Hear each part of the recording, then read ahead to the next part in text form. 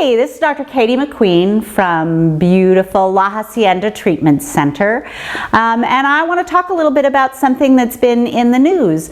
Although when I chose the topic last week, it wasn't in the news as much as it's in the news now, and that is I want to talk about Kratom.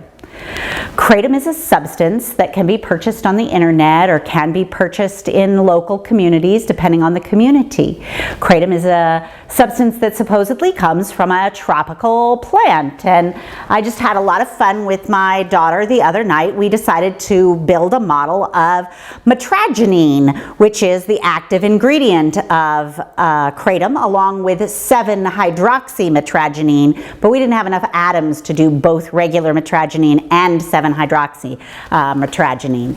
Now, what Kratom is purported to do is to relieve pain, to relieve anxiety, to create energy, and some of this is rooted in what the active ingredient metragenine does. Metragenine acts like an opiate, meaning it binds to the mu-opiate receptor, which is where endorphins and hydrocodone and fentanyl and morphine bind. And when you bind to the mu-opiate receptor and you turn it on, what you often experience is a decrease in physical and emotional pain and some sense of sedation or well-being. The active ingredients in Kratom also seem to increase the activity of stimulants such as norepinephrine, and there are likely some other actions that are happening in the brain.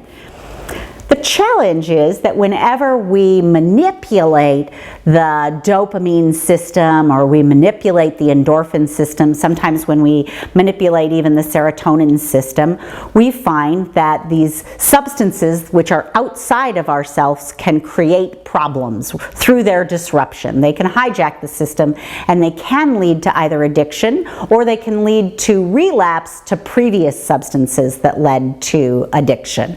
So we've been getting a lot of people coming into treatment who say that they've used Kratom.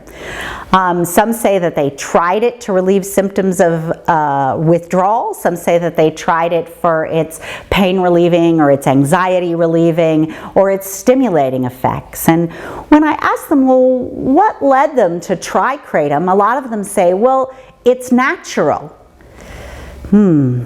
It's natural. That's a really problematic word.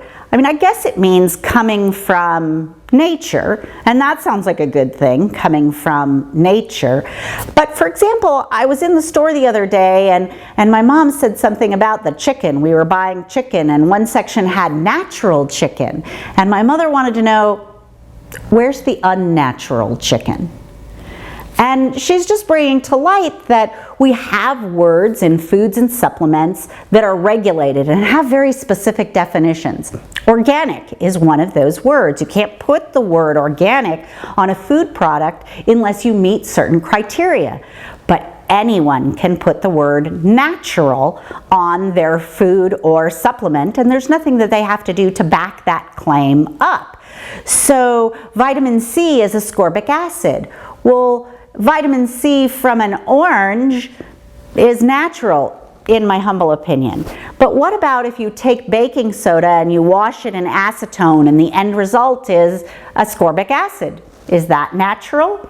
I don't know. I don't think that's as natural as an orange is natural. I was on my way today and I found something natural. So I could cut this up and make tea out of it. I could smoke it, I suppose. I could distill an oil out of it and it would kill me. That's oleander. Oleander is poisonous and it's natural. And so I just, in a humorous kind of way, want to say, hey, just because it came from nature doesn't mean it's helpful. And just because it came from nature doesn't mean that it's safe. So that's just talking about assuming that the product we got really was Kratom. My concern is that we don't know enough about it. We don't know how much is potentially beneficial. We don't know how much is toxic. We don't know who it's beneficial for. And our experience here is that it's not beneficial for people who are in recovery or who have substance use disorders.